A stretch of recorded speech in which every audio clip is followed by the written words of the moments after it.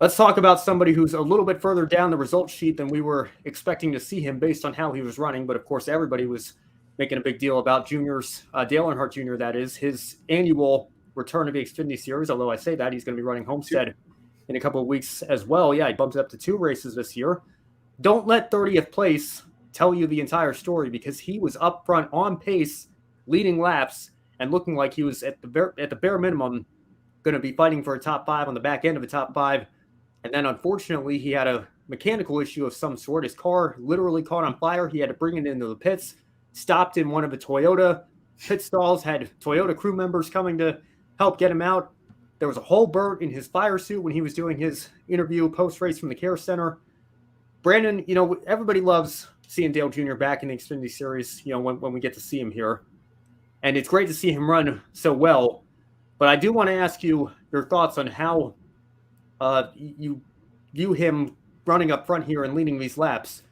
Does that say more about Dale Jr., that he can come in once a year and look like he never left? Or does that say more about the rest of the Xfinity field, that they let a 48-year-old, soon to be 49-year-old, who's been out of a car full-time for 6 years now, come in at one of the most physically demanding tracks in Bristol Motor Speedway and look like he never left and lead a bunch of laps? What is that? Is that more Dale Jr., or is that the quality of the Xfinity field overall? No, man, I'm leaning on that's more Dale Jr. I think if you're going to go back after not being in the car for a while and you're in your late 40s, Bristol is not the track that you should be choosing, but Dale Jr. does, because for some reason for him, it's coming back to Bristol is like getting back on the bike, and he's just able to excel at it. And I really enjoyed one caller up just a while ago. A gentleman called up with Dave Moody on Speedways on Sirius XM NASCAR Channel 90, and said that he brought his wife.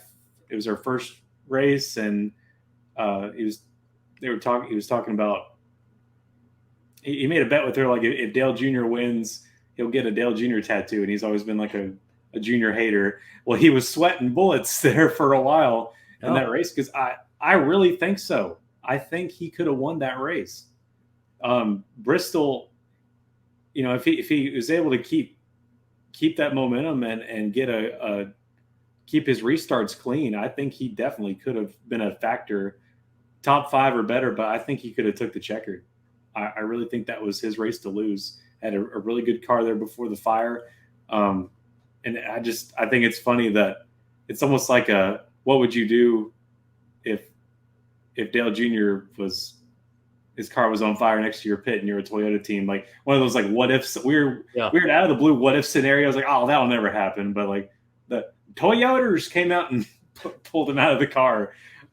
Just it's one of those kind of like moments, because like historically it seems like a lot of Junior fans, like when Toyota came into the sport, like, oh, them Toyotas, we don't want them here. But here they are, basically saving him from danger. Had a lot of burn marks on there to show it.